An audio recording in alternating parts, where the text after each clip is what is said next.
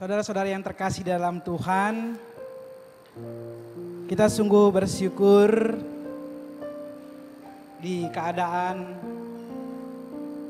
saat-saat seperti ini Tuhan masih memberikan kita kesempatan, kesehatan, perlindungan, dan juga kesempatan untuk berdoa, memuji, dan memuliakan namanya.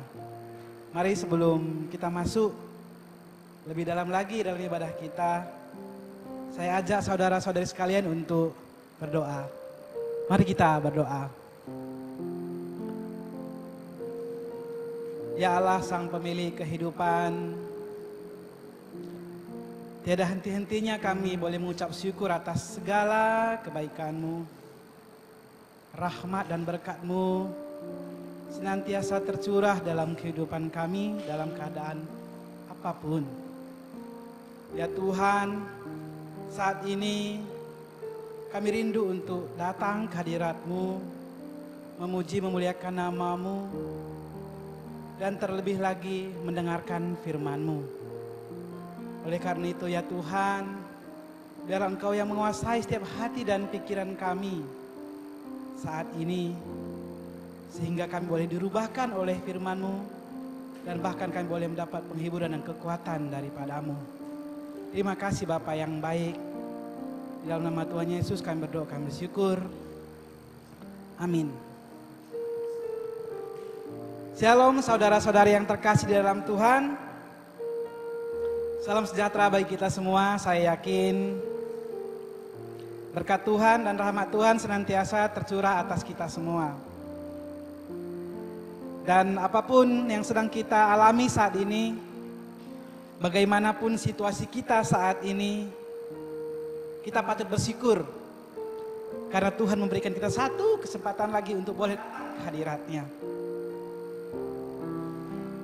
Saudara-saudara yang terkasih dalam Tuhan, setiap orang pasti mengalami pergumulan di dalam hidupnya. Ira Forest-Stanfield, dia pun pernah mengalami pergumulan yang berat di dalam kehidupannya. Dia berada pada titik terendah dalam kehidupannya. Namun responnya menarik terhadap keadaan, terhadap pergumulan yang dihadapi. Dan dia menciptakan satu buah lagu yang begitu indah.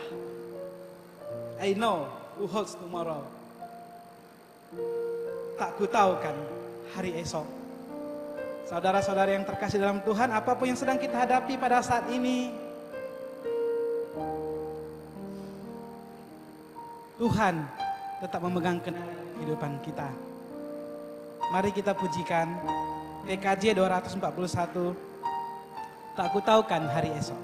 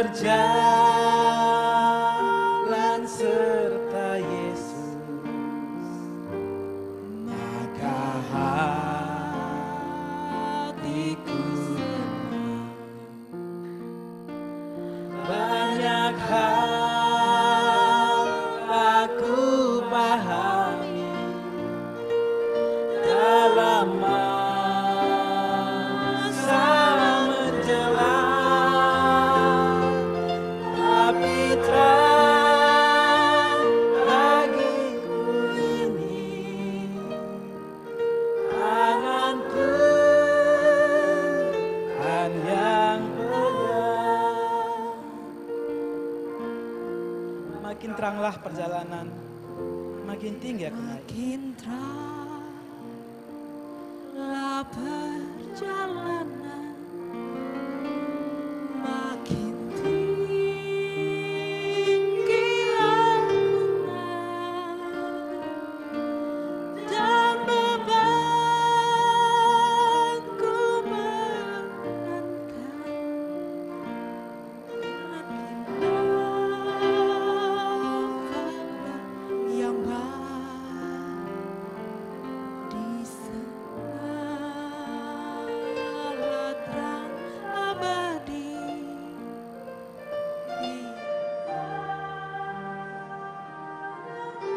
Lalu di negeri seberang kita akan Banyak hal tak ku pahami dalam masa menjelang. banyak hal aku pahami dalam masa menjelang, tapi terang bagiku ini tangan Tuhan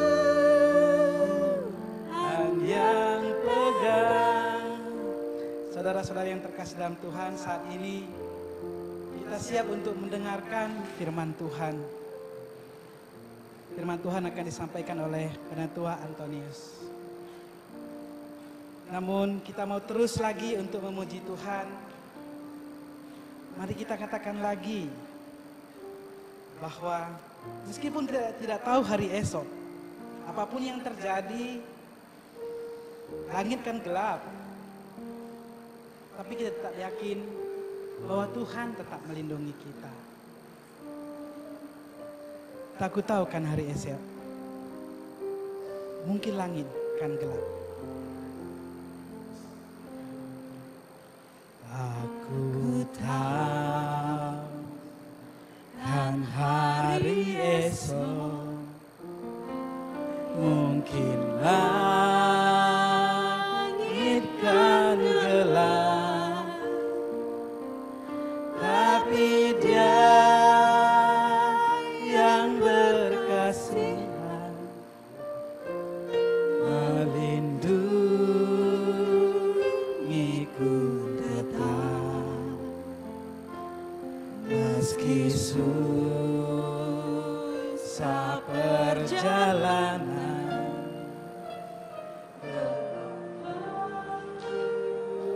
Dia menderu, dipimpinnya ku bertahan sampai akhir hidupku.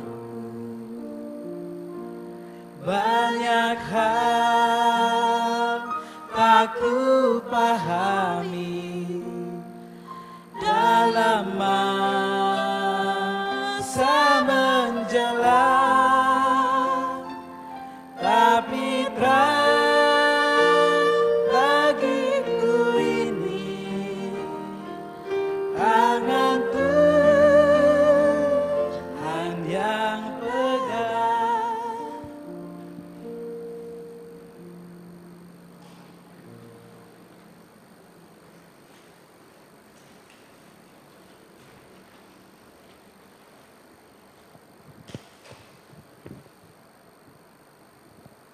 Jemaat yang terkasih, memang dalam kondisi COVID-19 ini bentuk peribadatan mulai berubah gitu ya. Memang tidak mudah tentu saja. Dan sudah terkasih di tengah physical distancing ini, ya mau tidak mau kita mengalami perubahan yang cukup besar gitu ya. Seperti tadi aja gitu ya. Seandainya nanti malam Mita terkena COVID gitu ya, kemungkinan saya juga kena karena ini bekasnya dia saya pakai gitu, jadi kemungkinan kena. Dan juga para ujung tombak tuh ya, tim multimedia yang sekarang ada di sini juga itu kena tuh. Jadi misalnya kalau di antara kami ada yang kena, siap-siap tuh ya, Nedi ada di sini, FV ada, Hoyosa ada, Raymond ada, siap-siap semuanya ya. Jadi saudara-saudara kalau langsung menemukan di antara kami ada yang kena, karantinalah kami secepatnya ya.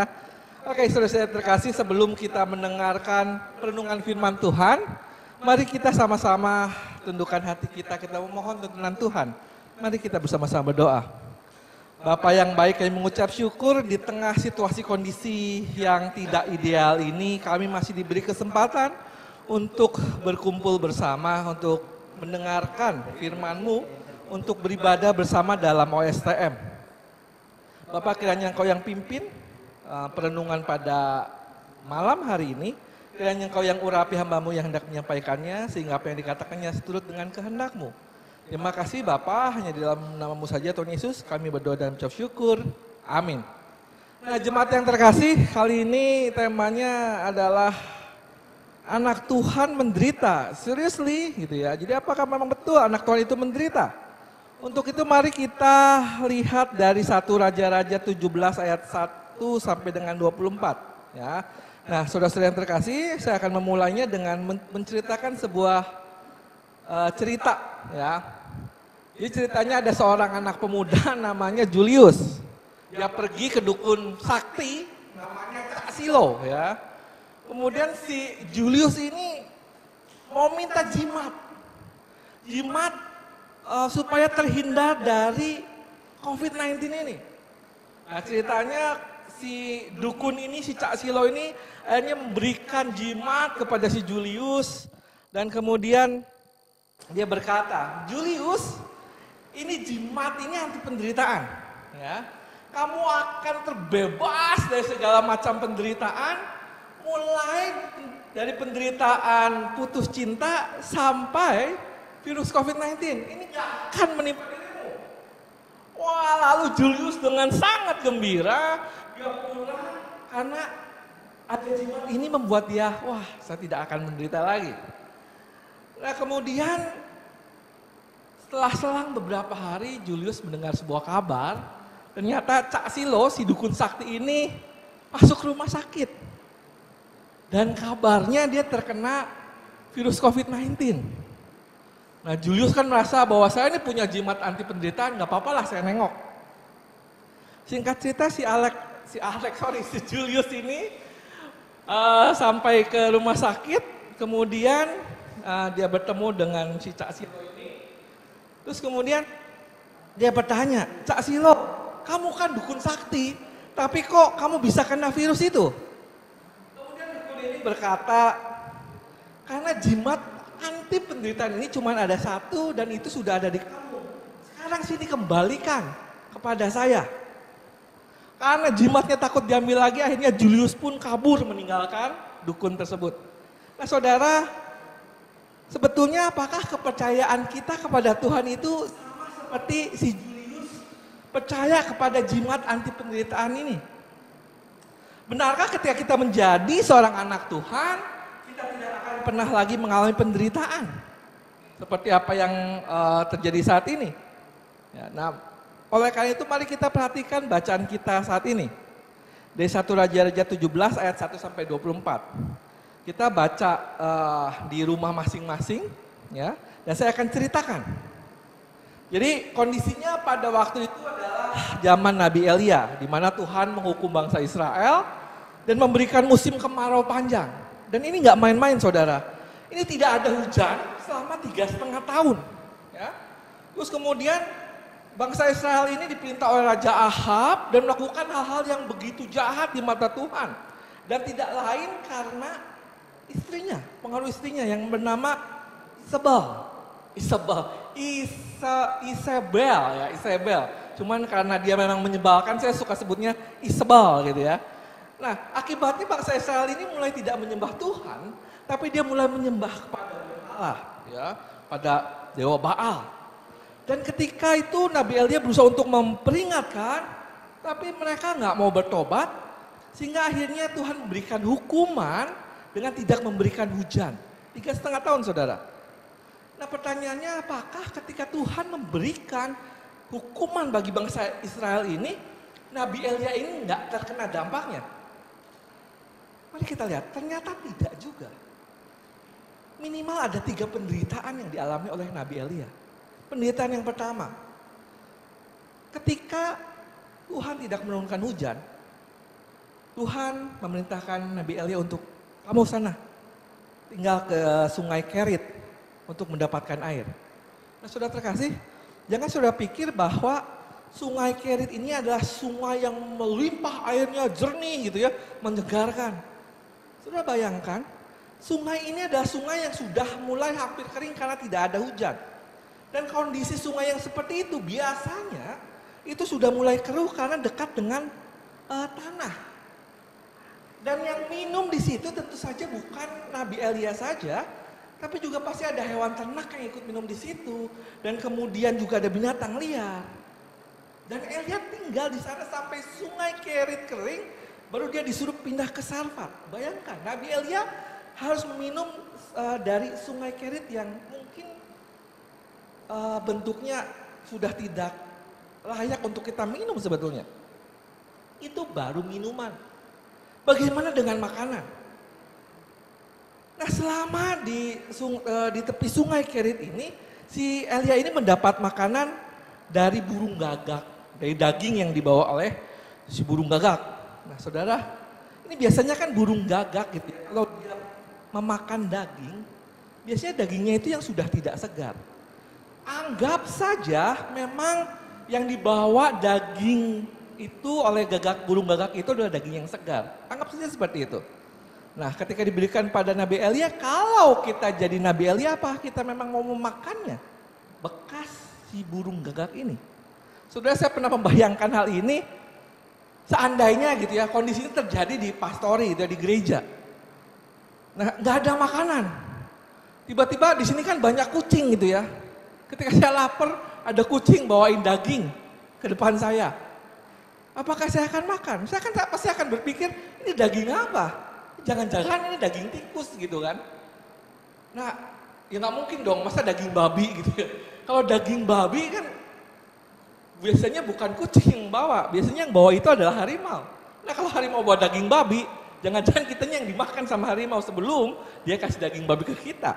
Nah saudara bayangkan, ini adalah sebuah daging bekas burung gagak. Saya bayangkan daging yang dibawa oleh seekor kucing depan saya, apakah saya mau makan? Waduh, sulit sekali. Ya, itu baru penderitaan yang pertama. Baru di sungai Kerit, penderitaan yang kedua. Ketika sungai sudah kering, Elia disuruh ke Sarfat. Di Sarfat dia ngapain? Di Sarfat ternyata dia harus meminta minum dan juga meminta makan kepada seorang janda. Jandanya mending janda yang kaya. Ini janda yang miskin, saudara.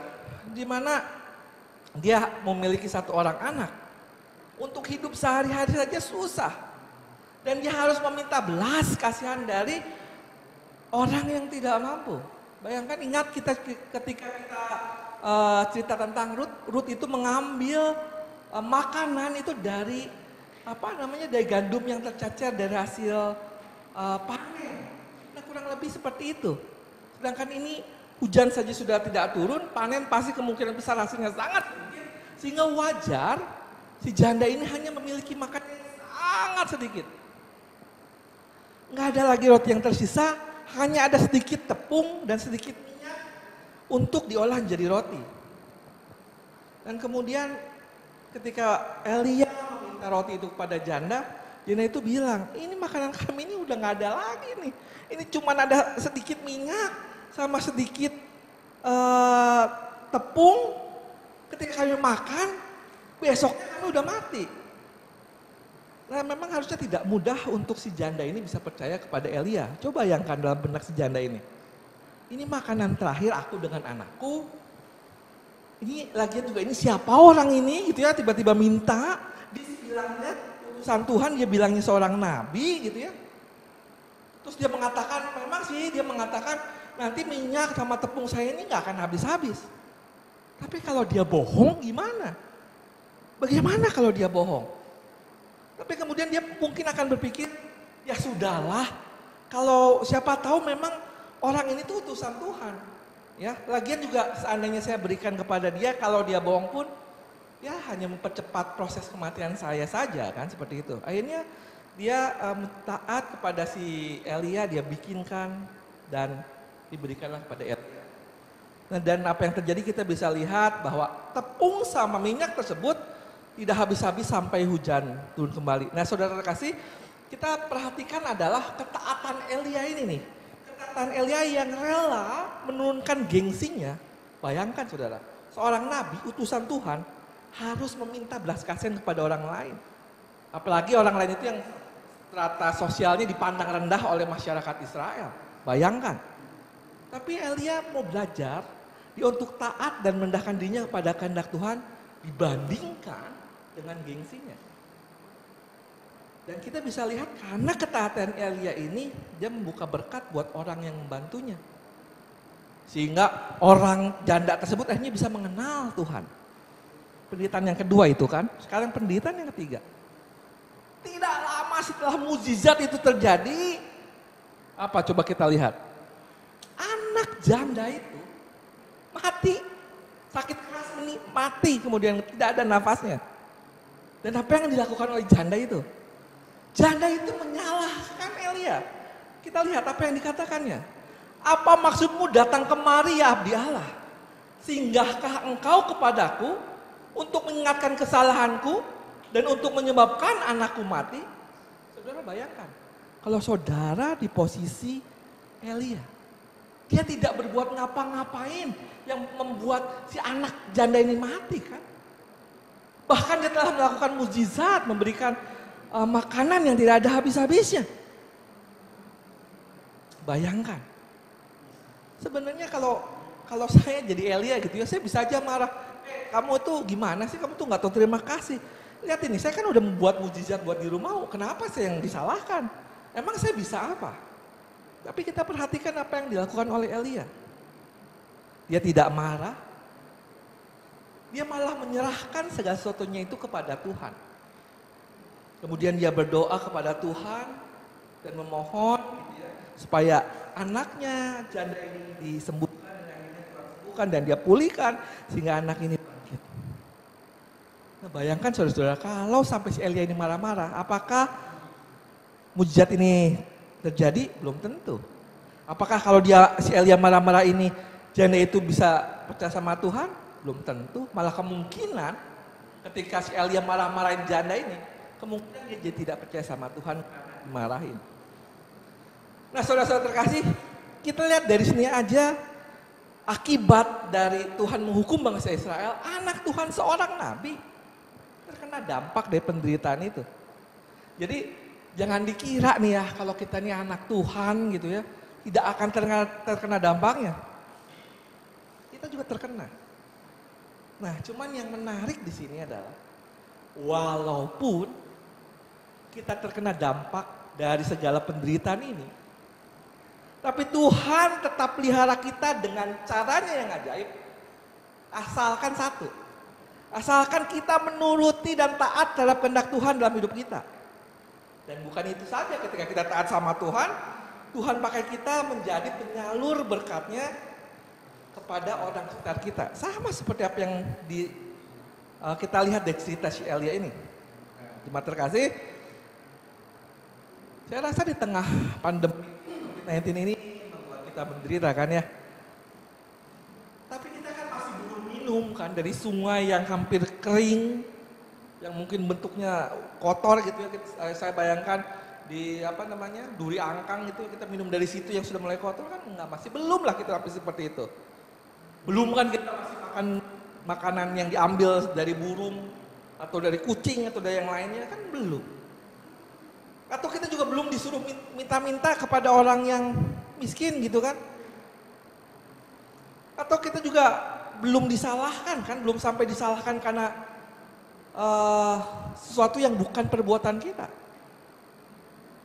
Nah, oleh karena itu jemaat terkasih, mari kita hindarkan dari banyak mengeluh. Ucapkanlah syukur kepada Tuhan dalam segala hal. Karena ternyata sampai dengan hari ini, sampai dengan saat ini Tuhan masih pelihara kita. Nah, karena itu saudaraku, marilah kita arahkan hati kita kepada Tuhan. kita bergaul akrab dengan Tuhan, taatilah setiap apa yang menjadi keinginan Tuhan dalam hidup kita, sehingga Tuhan menyatakan hal yang indah di depan kita, meskipun terkadang ketika kita mengalaminya ada penderitaan yang menyertai kita. Tapi yang pasti Tuhan tetap akan memelihara kita sampai dengan kesudahannya. Amin. Saudara-saudara terkasih, mari kita tundukkan hati kita, tundukkan diri kita renungkan bersama tentang apa yang telah terjadi selama ini dalam hidup kita. Mari kita berdoa. Bapa yang baik, terima kasih Tuhan, kami memiliki Allah yang baik seperti Engkau. Di tengah segala penderitaan yang terjadi dalam dunia ini, ketika kami menerima dampak penderitaan dari sesuatu yang bukan kami lakukan, tapi Engkau masih mau memelihara kami, dan Engkau yang setia terus memelihara hidup kami di tengah situasi yang sulit ini. Bahkan dengan cara-Mu yang terkadang tidak bisa kami mengerti, tapi Engkau selalu ada dan memelihara kami. Bapa, ajar kami Tuhan untuk menaati setiap kehendak-Mu dalam kehidupan kami. Ajar kami mengenal Engkau dalam kehidupan kami, supaya kami tahu apa yang menjadi kehendak-Mu dalam kehidupan kami. Terima kasih Bapa yang baik. Dalam nama-Mu saja Tuhan Yesus, kami berdoa. Amin.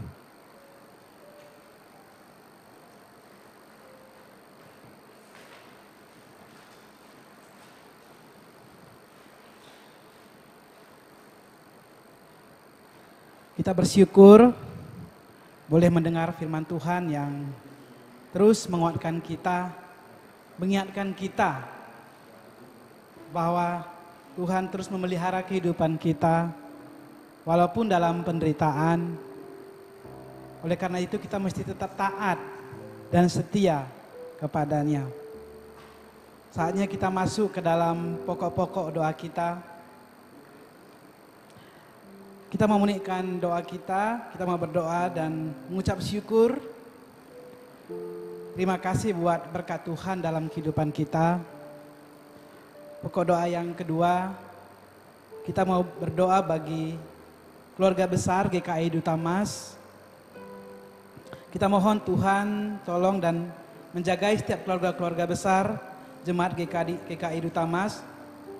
Biarlah Tuhan yang berkara atas hidup kita semua. Pokok doa yang ketiga, kita mau berdoa untuk hamba Tuhan, untuk Pendeta Lan Yongsing dan juga Pendeta Antonius. Biar Tuhan yang terus memberikan hikmat bagi mereka untuk menyediakan makanan rohani bagi setiap kita. Pokok doa yang keempat, kita mau berdoa bagi calon-calon hamba Tuhan, Johannes, Weni dan Mama Lemita. Biar Tuhan selalu menjagai dan memberikan hikmat dalam mereka menempuh proses studi mereka. Pokok doa yang kelima, kita mau berdoa bagi staf-staf gereja, Diki, Arlina, dan juga security dan janitor. Mohon Tuhan cukupkan kebutuhan dan berikan kesehatan yang baik. Mari kita bersatu di dalam doa. Ya Allah, kami bersyukur atas pemeliharaan-Mu, atas cinta-Mu, rahmat dan kasih setia-Mu yang terus tercurah di dalam kehidupan kami. Meskipun kami sedang dilanda seperti keadaan saat ini, namun Engkau, tangan-Mu masih terbuka kepada setiap kami, menunggu kami untuk boleh datang kepadamu. Kasih-Mu senantiasa menyapa kami dalam keadaan apapun dan sedang apapun yang kami sedang hadapi pada saat ini, ya Allah. Terima kasih Tuhan untuk cinta-Mu yang tiada berkesudahan itu. Terima kasih Bapa yang baik, Ya Tuhan, kami mohon Engkau terus menjagai setiap kami, anak-anak-Mu yang berada di tempat ini. Keluarga besar GKI Duta Mas, biarlah Engkau yang terus berperkara atas hidup kami ya Tuhan. Engkau yang lawat satu persatu anak-anak-Mu, keluarga besar GKI Duta Mas ini. Apapun yang sedang mereka hadapi, apapun yang sedang menjadi pergumulan mereka, biarlah Engkau berperkara, Engkau campur tangan, Engkau berikan kekuatan, kedamaian, bahkan sukacita di dalam kehidupan mereka di saat-saat seperti ini. Kami bersyukur Tuhan, Engkau Allah yang baik, Engkau Allah yang senantiasa menanti kami untuk boleh berbalik, untuk boleh semakin mencari dan menjalin relasi denganmu. Terima kasih Tuhan untuk kasih sayang dan cinta-Mu yang tiada bertara dalam kehidupan kami. Kami juga mengingat teman-teman kami, staf-staf gereja, biarlah Engkau yang terus memberkati mereka, melindungi mereka, memberikan mereka kesehatan, bahkan kedamaian dan sukacita dalam mereka melakukan pekerjaannya. Engkau berkati mereka Tuhan, Engkau curahkan rahmat-Mu, biarlah Engkau yang mencukupkan segala kebutuhan mereka. Terima kasih Bapa yang baik untuk kasih sayang-Mu. Terima kasih Tuhan. Kami juga tidak lupa berdoa bagi hamba-hamba Tuhan di sini, Muse Lani Yongsing dan juga Ketua Antonius. Ya Tuhan, kiranya Engkau yang memperlengkapi hamba-hamba-Mu ini, biarlah hikmat dan bijaksana senantiasa mengiringi langkah mereka dalam memimpin jemaat ini. Biarlah kecakapan daripada Engkau yang turun ke atas mereka, sehingga mereka boleh memimpin jemaat ini dengan berkenan dan sesuai dengan kehendak-Mu. Kami juga berdoa bagi calon hamba Tuhan, kader-kader yang sedang studi pada saat ini, Yohanes, Weni dan Malenita. Kiranya Engkau terus memproses mereka dalam perjalanan studi mereka. Biarlah Engkau yang campur tangan dalam kehidupan mereka, menjagai mereka, memberikan mereka semangat, memberikan mereka sukacita, kedamaian, ketenangan, dan juga kecakapan dalam mengikuti proses studinya. Biarlah dalam proses studi tersebut mereka boleh bertumbuh dan semakin serupa dengan Engkau, dan semakin berusaha untuk menyenangkan hati-Mu. Terima kasih Bapa yang baik. Terima kasih untuk doa-doa yang boleh kami haturkan kepadamu. Sendengkanlah telinga-Mu ya Bapa, dengarlah doa-doa kami ini. Terima kasih Bapa, terima kasih. Hanya dalam nama Tuhan Yesus kami berdoa, kami bersyukur. Terima kasih Tuhan. Terima kasih.